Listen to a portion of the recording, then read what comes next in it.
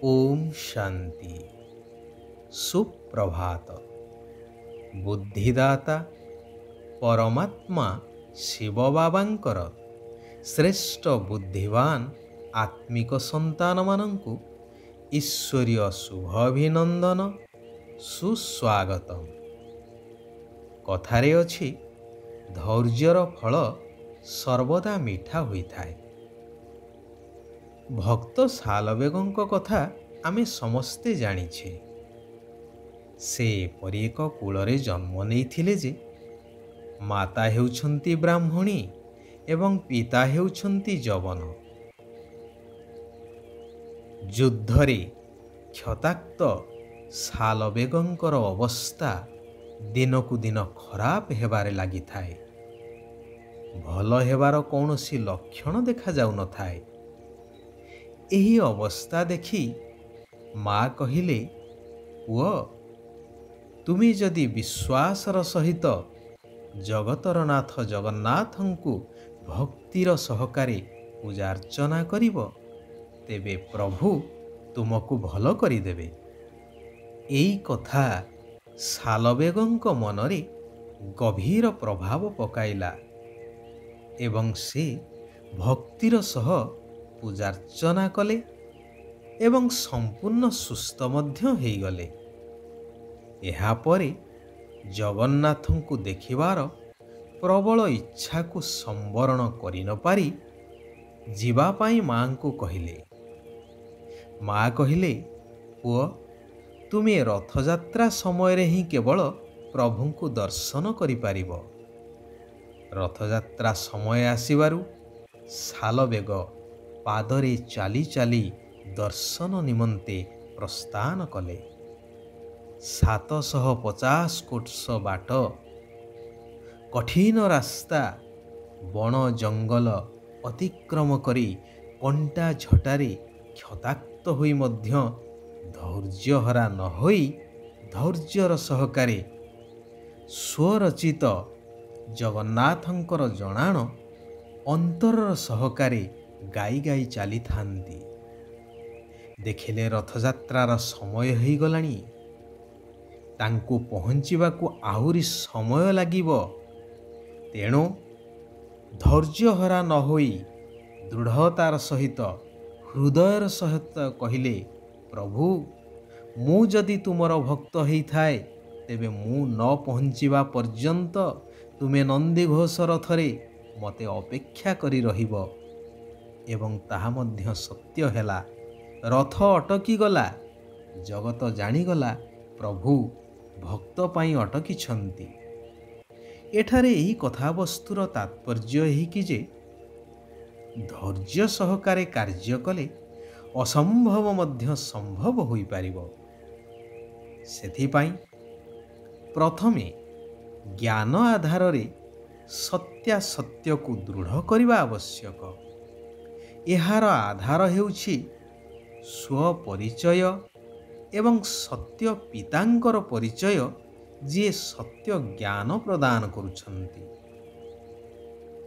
वर्तमान सही निराकार शिव पिता स्वयं आसी निजर परिचय प्रदान करी कहउछन्ति, मधुर आत्मिक संतानगण ज्ञानर गुह्य कथा गुड़ी को सिद्ध करिबा पाई विशाल बुद्धि होई नम्रता एवं युक्तिर सहित बुझेइबाकू पड़िबो, जद्वारा अन्य माने एही सत्य ज्ञान को सहजरे बुझी पारिबे एवं द्वंद्वर कौनसी अवकाश रहिबो नाही। कथारे कहा जाए ना, साप मरिबो किंतु बाड़ी भांगिबो नाही। तेबे एथिपाई आवश्यक धैर्यतार गुण। जेहेतु एबे एही पुरुणा कलिजुगी सृष्टिर महाविनाश हेबाकू जाउछि, चारिआडे हाहाकार पड़िबो। एभली परिस्थिति रे निजकू संतुलित रखिबा पाई धैर्यतार गुण निहाती आवश्यक। लड़ई समय रे ही ତୁମମାନଙ୍କର ପ୍ରତ୍ୟକ୍ଷତା ହେବ। ଯେଉଁମାନେ ଜ୍ଞାନ ଦ୍ୱାରା ଆତ୍ମଶକ୍ତିକୁ ବଢ଼ାଇ ମଜବୁତ ଅବସ୍ଥା କରିଥିବେ, ସେଇମାନେ ହିଁ ଏହିଭଳି ପରିସ୍ଥିତିରେ ପାସ୍ ହୋଇପାରିବେ। ଆଉ ଯେଉଁମାନେ ବିଚଳିତ ହୋଇଯିବେ, ସେମାନେ ଫେଲ୍ ହୋଇଯିବେ। ଶେଷ ସମୟରେ ହିଁ ତୁମର ପ୍ରଭାବ ଚାରିଆଡ଼େ ଜଣାପଡ଼ିଯିବ। ସେତେବେଳେ ସମସ୍ତେ କହିବେ, ଓହ ପ୍ରଭୁ, ତୁମ ଲୀଳା ଅପରମ୍ପାର। ସମସ୍ତେ ଜାଣିଯିବେ ଯେ ଭଗବାନ ଏବେ ଗୁପ୍ତ ରୂପରେ ଆସିଛନ୍ତି ଏହି ଧରାପୃଷ୍ଠରେ। ସବୁଠାରୁ ବଡ଼ ସୌଭାଗ୍ୟ ହେଉଛି ସ୍ୱର୍ଗରେ ଅର୍ଥାତ୍ ସତ୍ୟଯୁଗୀ ରାଜ୍ୟରେ ଆସିବା। ସ୍ୱର୍ଗର ସୁଖ ତୁମେ ପିଲାମାନେ ହିଁ ଦେଖୁଛ। ସେଠାରେ ଆଦି ମଧ୍ୟ ଅନ୍ତ ଦୁଃଖ ନଥାଏ। ସୁଖ ଶାନ୍ତିରେ ଭରା ସମ୍ପୂର୍ଣ୍ଣ ସତୋପ୍ରଧାନ ଦୁନିଆ। ଏହି କଥାକୁ ମନୁଷ୍ୟମାନେ ବଡ଼ ମୁସ୍କିଲରେ ହିଁ ବୁଝୁଛନ୍ତି, କାରଣ ଏହି କଥା ସମ୍ପୂର୍ଣ୍ଣ ନୂଆ ଅଟେ। କୌଣସି ଶାସ୍ତ୍ର ଆଦିରେ ଏହି ଜ୍ଞାନ ନାହିଁ।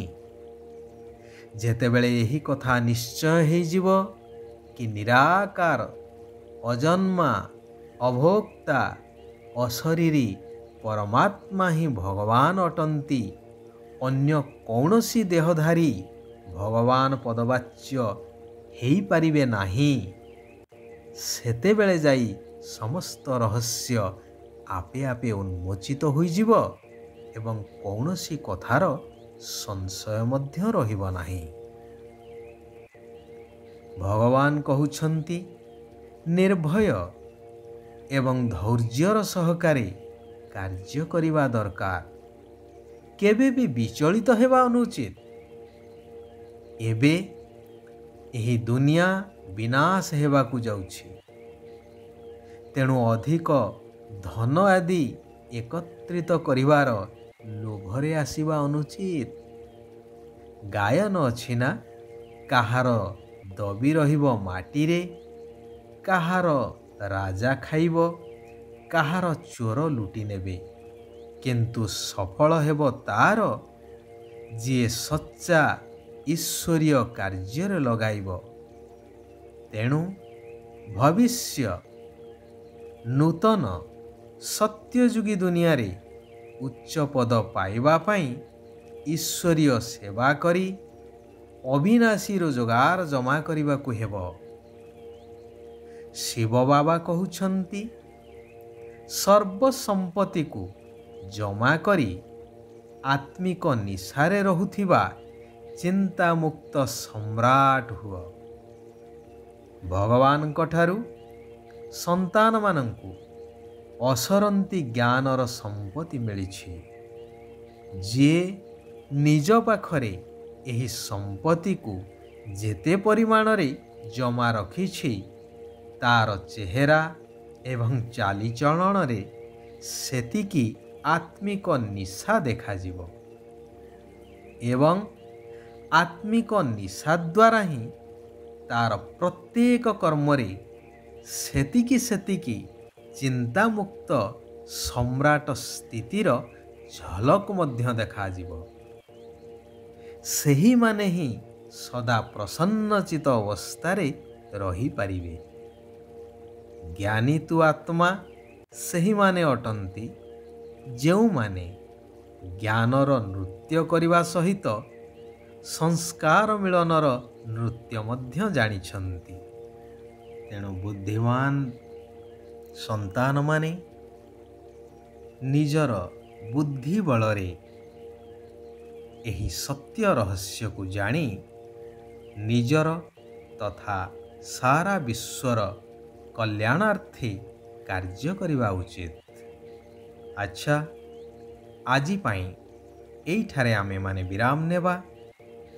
ଆସନ୍ତାକାଲି ପୁନଶ୍ଚ ଆମେମାନେ ସେହି କଲ୍ୟାଣକାରୀ ପରମାତ୍ମାଙ୍କର କଲ୍ୟାଣକାରୀ ମହାବାକ୍ୟକୁ ଶ୍ରବଣ କରିବା ଏବଂ ନିଜର ଜୀବନରେ ଧାରଣ କରିବା ପୂର୍ବକ ନିଜ ଜୀବନକୁ ଶ୍ରେଷ୍ଠ କରି ଗଢ଼ି ତୋଳିବା ଏବଂ ସାରା ବିଶ୍ୱକୁ ନୂତନ ସୃଷ୍ଟିରେ ଗଢ଼ିବା କାର୍ଯ୍ୟରେ ସହଯୋଗୀ ହେବା।